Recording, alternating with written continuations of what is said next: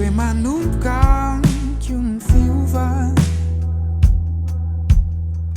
matotra ho manolona ny fahasamihafana.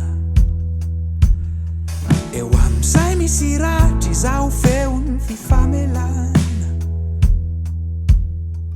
Voaiko ny foko idiran'ny hazavana, voaiko itanadana, voaiko ny foko idiran'ny hazavana, voaiko ny foko idiran'ny hazavana, voaiko ny foko idiran'ny hazavana.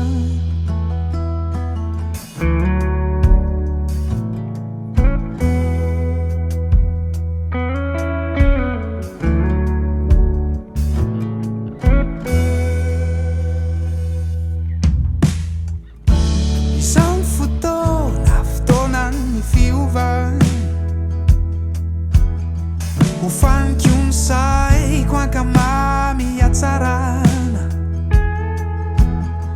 Izao feo ny fitiavana eo am'izay misy fankalana. Voaiko ny foko idiran'ny hazavana, voaiko itanatana, voaiko ny foko idiran'ny hazavana, voaiko ny foko idiran'ny hazavana, voaiko ny foko idiranny hazavana, voaiko itanatana, voaiko ny foko idiranny hazavana, voaiko ny foko idiranny hazavana, voaiko ny foko idiranny hazavana.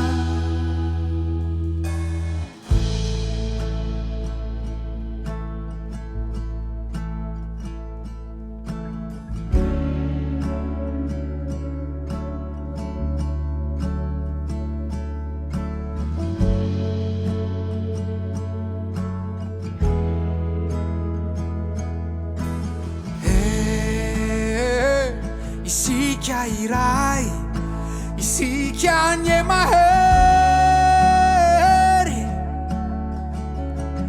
Rehefa mitambatra isika, masoandro mibalika.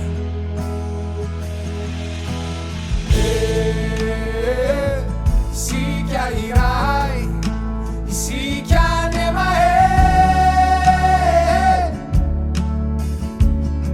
Rehefa mitambatra isika, masoandro mibalika.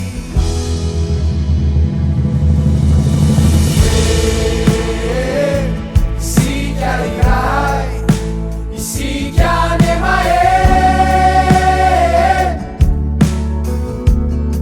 Rehefa mitambatra isika, masoandro mibalika.